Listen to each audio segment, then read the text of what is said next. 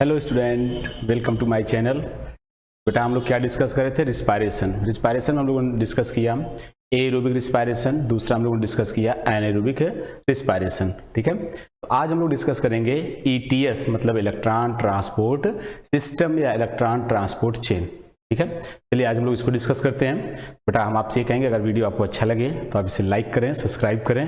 ठीक है, ताकि हम आपको बाकी वीडियो अपलोड करते रहें, पूरा हम कंप्लीट करेंगे। ठीक है, चलिए तो हम लोग डिस्कस करते हैं इसमें।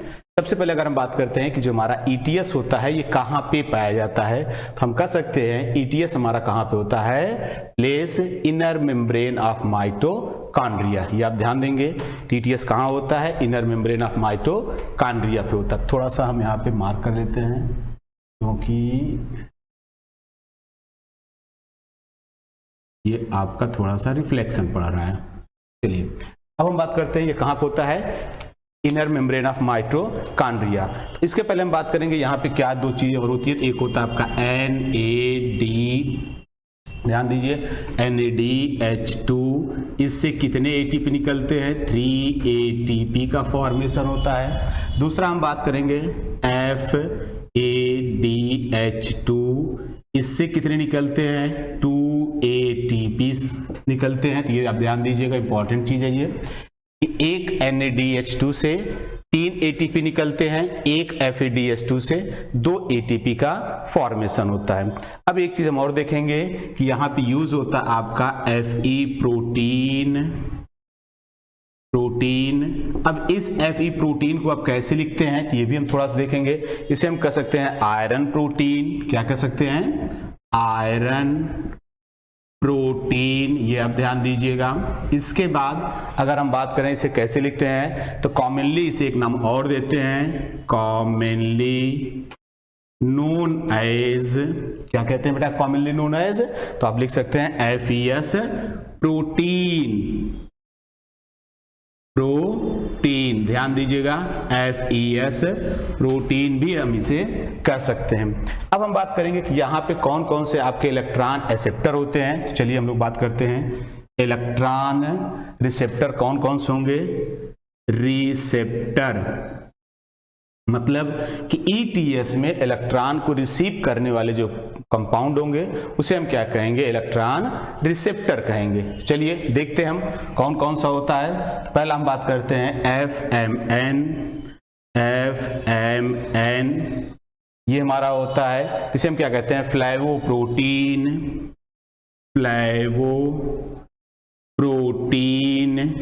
ये आपका एक हो गया।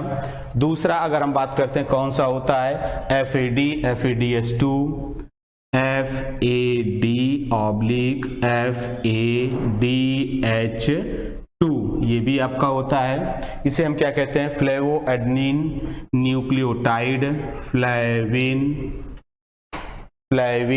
Adenine nucleotide, adenine nucleotide, flavin adenine nucleotide. इसके बाद हमारा क्या होता है? आप जानते हैं NAD, साथ में क्या होता है? NADH2, ये भी हमारा इलेक्ट्रॉन रिसेप्टर होता है। इसके बाद हम लोग बात करेंगे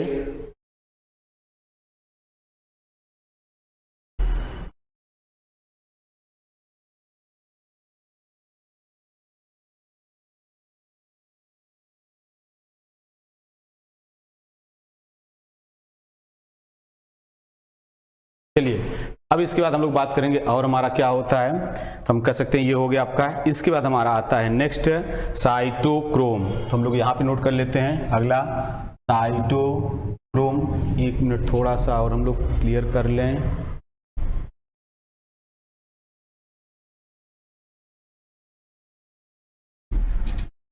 क्या हो जाएगा?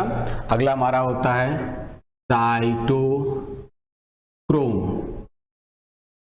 अब देखिए इस साइटोक्रोम में कौन कौन से इलेक्ट्रॉन रिसेप्टर होते हैं। तो पहला हम लोग बात करेंगे cytochrome B1, first cytochrome B1, ये हमारा फर्स्ट इलेक्ट्रॉन रिसेप्टर हो गया साइटोक्रोम का। सेकंड हमारा क्या होता है? साइटोक्रोम C1, ये सेकंड हो गया। थर्ड हमारा क्या होता है? साइटोक्रोम C, साइटोक्रोम सी, ये हो गया। फिर हम बात करते हैं कौन सा होता है, साइटोक्रोम A1, साइटोक्रोम A1। फिर हमारा होता है साइटोक्रोम A3, साइटोक्रोम A3। तो बेटा हम लोग ध्यान देंगे कि यहाँ पे इलेक्ट्रॉन रिसेप्टर कौन कौन से, चलिए तो हम लोग क्या बात किए, इलेक्ट्रॉन रिसेप्टर मतलब जो इलेक्ट्रॉन को रिसीव करते हैं कौन कौन से हैं। पहला आपका है FMN, दूसरा FMN इसे क्या कहते हैं, फ्लेवोप्रोटीन। दूसरा FADS2 फ्लेविन एडेनिन न्यूक्लियोटाइड। दूसरा NADS2 इसे आप जानते हैं निकोटिनामाइड एडेनिन डाई न्यूक्लियोटाइड। ये आपका होते हैं इलेक्ट्रॉन रिसेप्टर। दूसरा क्या होता है, साइटोक्रोम। साइटोक्रोम में कौन सा है, पहला साइटोक्रोम B आपका इलेक्ट्रॉन रिसेप्टर है। फिर क्या होता है आपका दूसरा साइटोक्रोम C1। फिर हम बात करते हैं साइटोक्रोम C। फिर हम बात करते हैं साइटोक्रोम A1। इसके बाद हमारा क्या होता है साइटोक्रोम A3। इतने हमारे क्या हैं इलेक्ट्रॉन रिसेप्टर। अब हम देखेंगे यहाँ पे एक चीज और आप ध्यान दीजिएगा, नेक्स्ट थिंग कि 2Fe2+, ये क्या होता है, तो आप कह सकते हैं इसका होता है ऑक्सीडेशन, ऑक्सीडेशन हो जाएगा तो क्या बन जाएगा, तो आप ध्यान दीजिए आपका बन जाएगा Fe3++ इलेक्ट्रॉन आपका जो होगा वो निकल आएगा। ये हो गया दूसरी कंडीशन। अब हम बात करते हैं क्या होगा, 2Fe3+, हम ये कहते हैं फिर क्या हो जाएगा, यहाँ पे 2 इलेक्ट्रॉन लेगा तो क्या बन जाएगा Fe2+, Fe2+। ये ध्यान दीजिएगा, इसको हम कैसे लिखते हैं आप जानते हैं, FeS जो हम लोग यहाँ पे बात किए हैं आयरन प्रोटीन FeS, ये आप ध्यान दीजिएगा। तो हम कह सकते हैं ये क्या हो गया, ऑक्सीडेशन इसका हुआ, मतलब Fe2+ का ऑक्सीडेशन हुआ, Fe3+ बन गया। Fe3+ का क्या हो गया, रिडक्शन, रिडक्शन हो गया तो आपका बन गया Fe2+। ये क्लियर हो गया। अब इसके बाद कुछ चीज और नोट करेंगे, जैसे हमारा एक और होता है यूबिक्विनोन। इसको कैसे लिखते हैं, तो चलिए हम लोग इसको नोट कर लेते हैं। यूबिक्विनोन को कैसे लिखेंगे वो भी हम लोग देख लेते हैं। चलिए यहाँ पे जगह है थोड़ा सा, देखिए तो आपका क्या होता है यूबिक्विनोन। चलिए हम इसको साफ कर लेते हैं, तो यहाँ पे नोट करते हैं। हाँ चलिए यहां पे लिख लेते हैं यूबिक्विनोन। नेक्स्ट हमारा जो होता है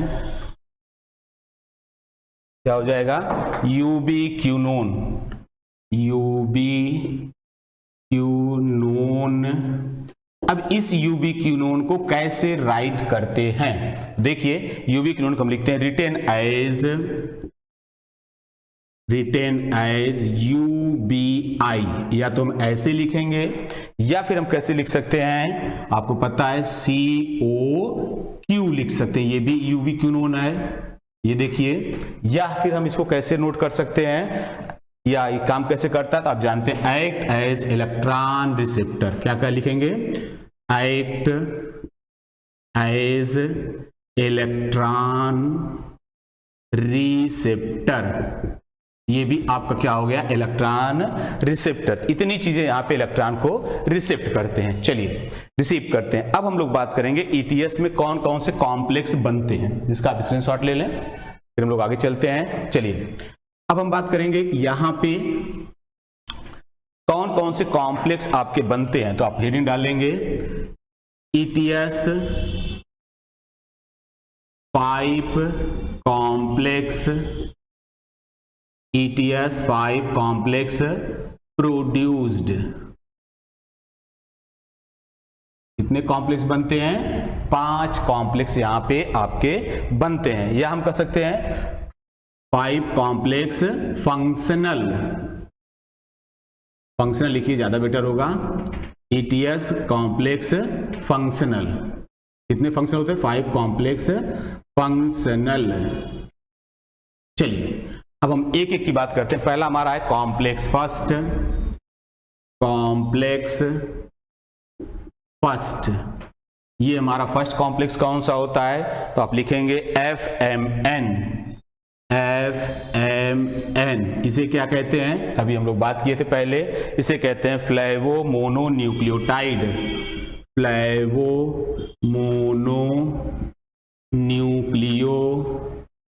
न्यूक्लियोटाइड, फ्लैवोमोनोन्यूक्लियोटाइड, ये आपका होता है फर्स्ट कॉम्प्लेक्स। अब ये क्या करता है, आप कह सकते हैं ये आपका NADH2 से हाइड्रोजन लेगा, तो हम कह सकते हैं यहाँ पे एंजाइम यूज होगा डिहाइड्रोजिनेज, डिहाइड्रोजिनेज एंजाइम यहाँ पे यूज हो जाएगा। चलिए अब हम बात करते हैं सेकेंड कॉम्प्लेक्स हमारा कौन सा होगा, कॉम्प्लेक्स सेकेंड ये क्या होगा, तो इसको हम लोग लिखेंगे यूबिक्विनोन,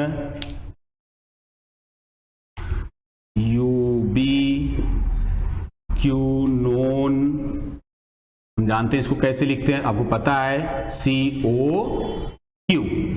अब ये क्या करेगा, तो आप कह सकते हैं ये कहां से इलेक्ट्रॉन लेगा, तो ये ले लेगा आपका FADH2, इसे कौन सा हाइड्रोजन रिलीज करेगा, तो क्या कहेंगे डिहाइड्रोजिनेज, ये आपका हो जाएगा।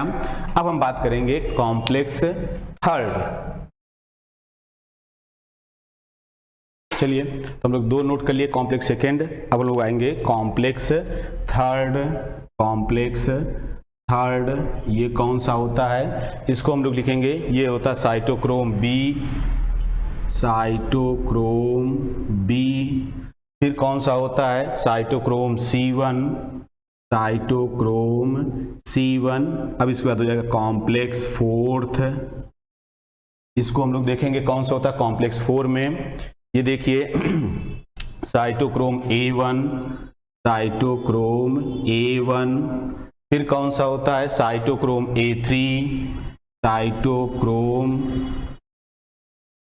A3 होता है। फिर कौन सा होता है हमारा कॉम्प्लेक्स 5,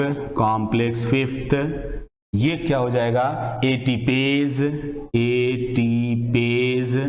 या हम कह सकते हैं एटीपी सिंथेटेज,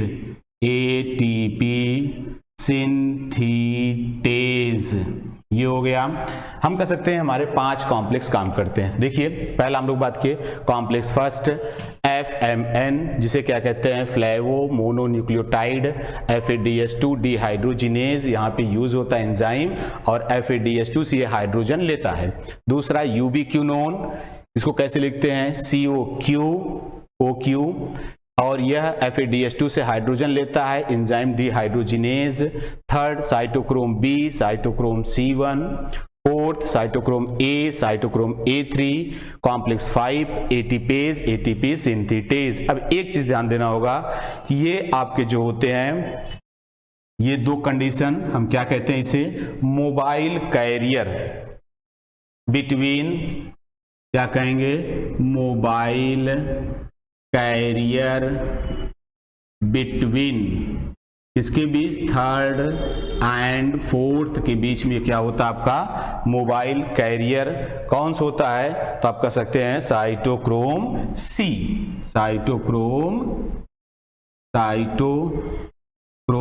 C, ये आपको ध्यान देना होगा कि यहाँ पे देखिए आपका जो साइटोक्रोम ये C है, यह क्या होता है, इसके और इसके बीच क्या होता है, थर्ड और फोर्थ के बीच में कैरियर का काम करता है। कौन करता है, साइटोक्रोम C। ये आप ध्यान दें, कभी क्वेश्चन आ जाए which is the mobile carrier between cytochrome third and complex third and fourth, तो आप कहेंगे cytochrome C is the mobile carrier. हम देखिए इसको चेंज करके लिख देते हैं, ये क्या हो जाएगा साइटोक्रोम C, इसी को कहते हैं मोबाइल कैरियर। चलिए ये हमारे कुछ बेसिक चीजें थे जो हम लोग डिस्कस कर लिए। अब हम लोग ड्रॉ करेंगे इसका ETS सिस्टम। चलिए एक एक करके देखते हैं, आप स्क्रीनशॉट ले लें। ओके आइए,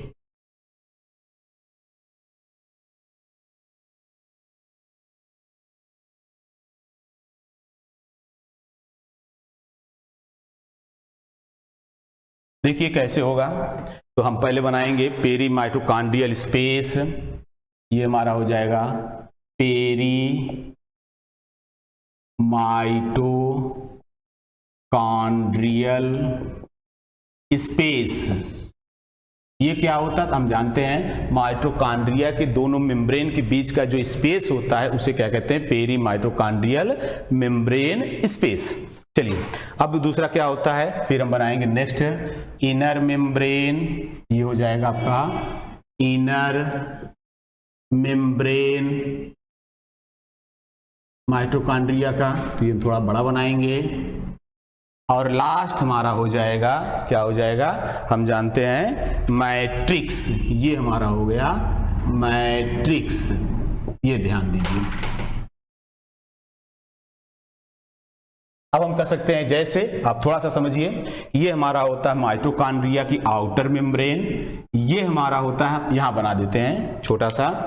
अब देखिए ये कैसे क्या होता है, कहां पे पूरी साइकिल होती है, तो हम कर सकते हैं, ये हो गया आपका माइटोकॉन्ड्रिया, ठीक है, दिख रहा है, नहीं दिख रहा है, चलिए तो यही बनाते हैं।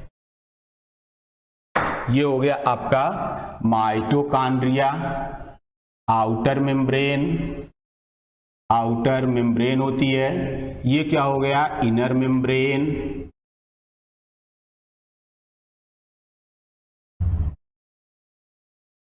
ये देखिए, तो ये वाला जो स्पेस है, इसी स्पेस को क्या कहते हैं, पेरी माइटोकॉन्ड्रियल स्पेस। ये स्पेस जो है ये इनर मेम्ब्रेन है, तो ये आप कहेंगे ये इनर मेम्ब्रेन हो गया, और ये मैट्रिक्स है, तो इसे हम कहेंगे ये आप हो गया मैट्रिक्स।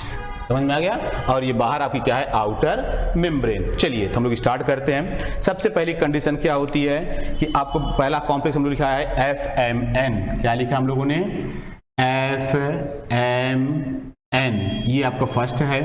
अब ये क्या करता है कि यह मैट्रिक्स से NADH2 जो था, NADH2 को तोड़ेगा डिहाइड्रोजिनेज एंजाइम से, क्या बन जाएगा, NAD+, और यहां से ये हाइड्रोजन को ले लेगा, 2 हाइड्रोजन प्लस ले लेगा, ठीक है।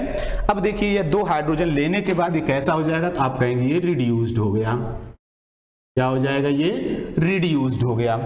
अब हम बात करेंगे यह रिड्यूस्ड होने के बाद क्या करता है कि यह 2 इलेक्ट्रॉन निकालेगा, तो आप कह सकते हैं इसने क्या किया, 2 इलेक्ट्रॉन रिलीज किया, 2 इलेक्ट्रॉन रिलीज किया। अब ये 2 इलेक्ट्रॉन किसके पास गए, तो आप कह सकते हैं, तो ये आपका ले करके बन गया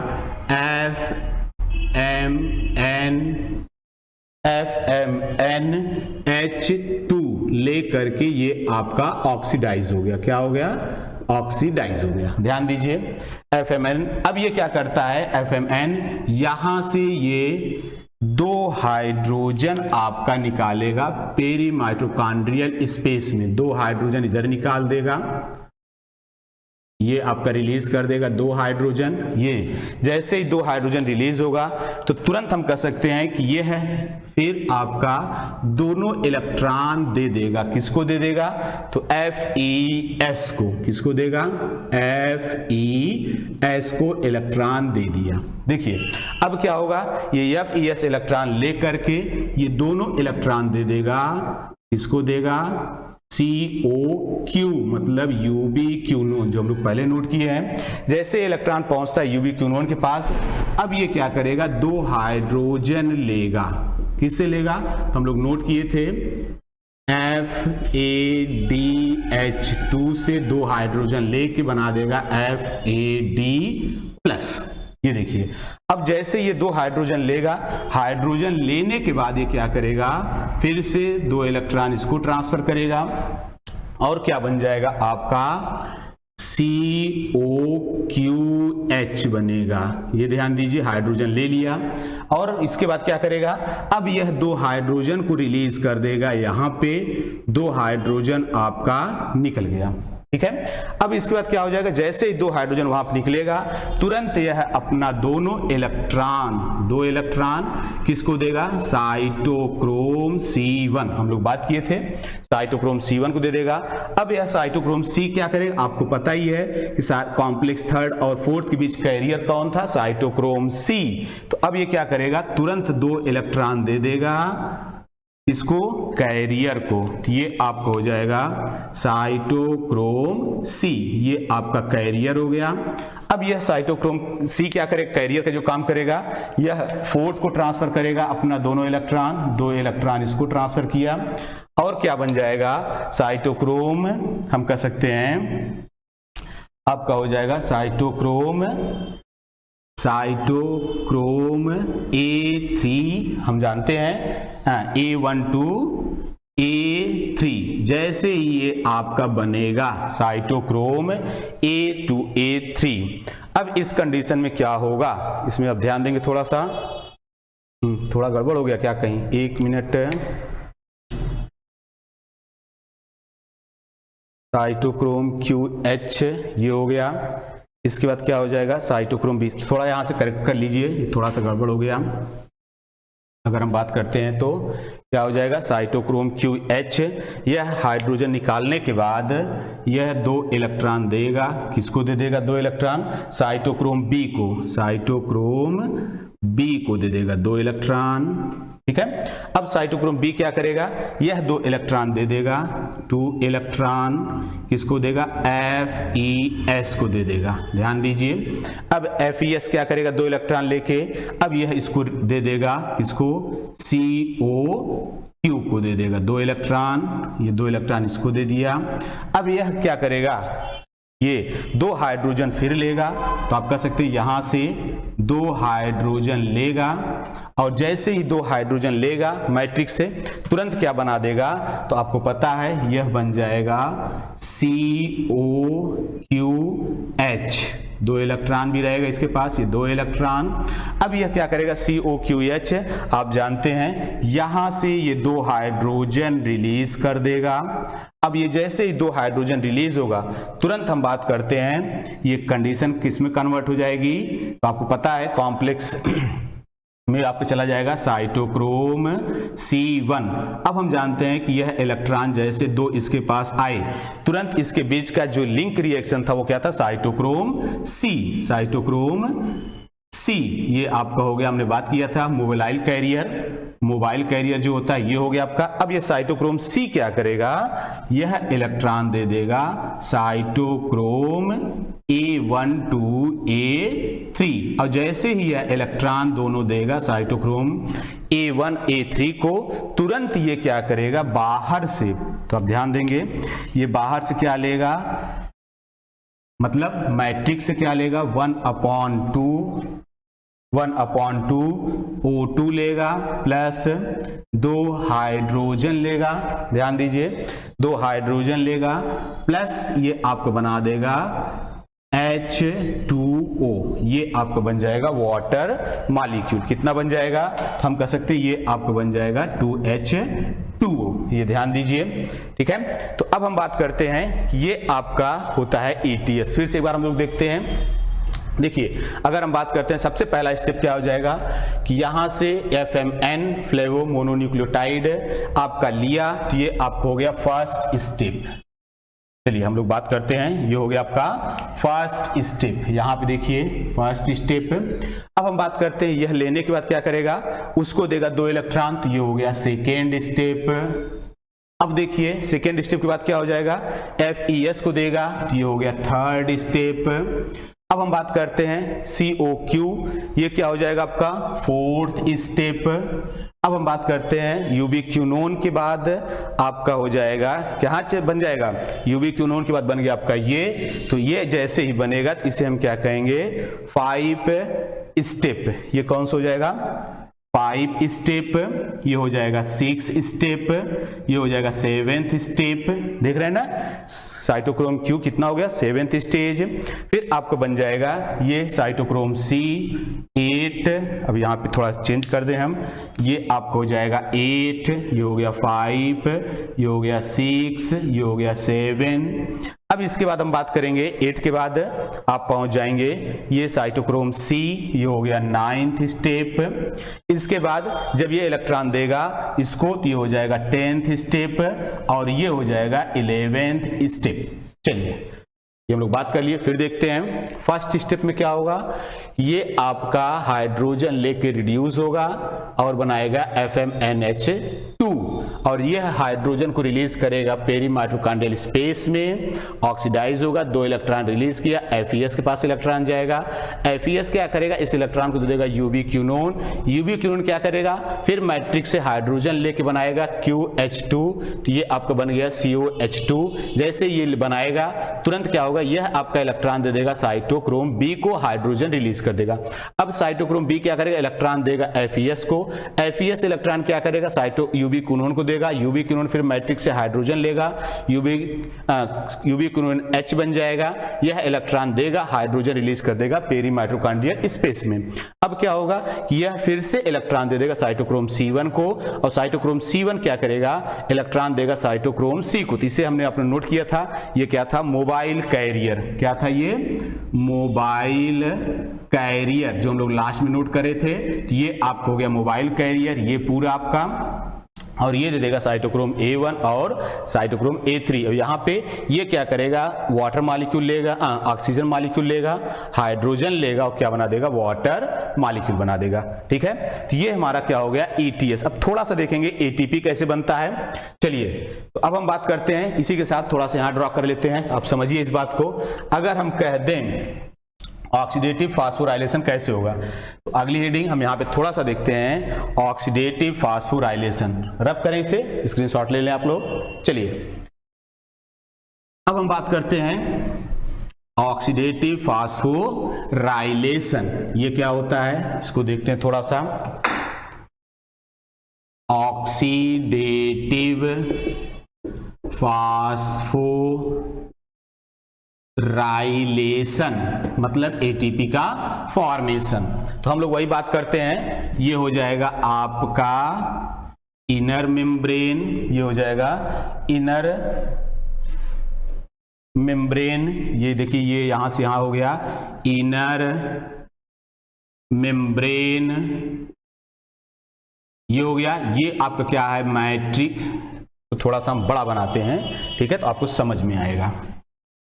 जैसे अगर हम बात कर दें, ये हो गया इनर मेम्ब्रेन, ये हो गया, ये आपका यहां से यहां तक। ये क्या हो जाएगा, यही वाला पार्ट, ये जो होता है पेरी माइटोकॉन्ड्रियल स्पेस, ये हो गया, और ये क्या हो जाएगा, मैट्रिक्स। अब ध्यान दीजिए कैसे क्या होता है। तो आप जानते हैं, हम लोग पढ़े थे फोटोसिंथेसिस में कि वहां पे एंजाइम प्रेजेंट होता है एटीपेज, इसका F0 एटीपेज जो होता है, तो हम कह सकते हैं इसका ये हो गया आपका F0 पार्ट, और ये हो गया आपका F1, ये क्या हो गया F0, ये हो गया F1, आप जानते हैं। और अंदर आपने देखा कि हाइड्रोजन आ रहा है पेरी माइटोकॉन्ड्रियल स्पेस में, तो यही हाइड्रोजन, अगर हम बात करें तो ये हाइड्रोजन जो आ रहा है, यही सब हाइड्रोजन आपके यहां से आएंगे, ये निकाल दिए जाएंगे कहां पे, तो आप कह सकते हैं ये निकल आएंगे मैट्रिक्स में, क्योंकि यहां पे हमारा मैट्रिक्स है। और उसी समय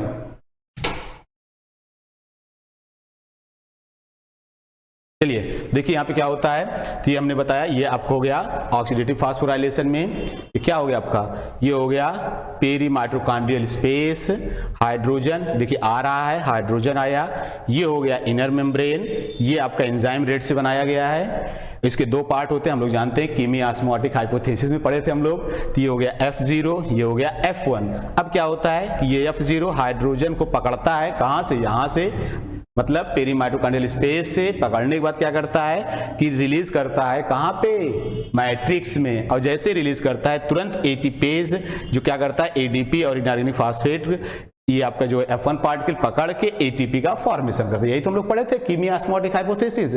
वहां पे क्या था, थाइलाकोइड ल्यूमेन था, यहाँ पे क्या है, माइटोकॉन्ड्रिया है, बाकी कोई डिफरेंस नहीं है। ठीक है, इसे हम क्या कहते हैं, ऑक्सीडेटिव फास्फोराइलेशन, उसे हम लोगों ने क्या नाम दिया था, कीमियास्मोटिक हाइपोथेसिस।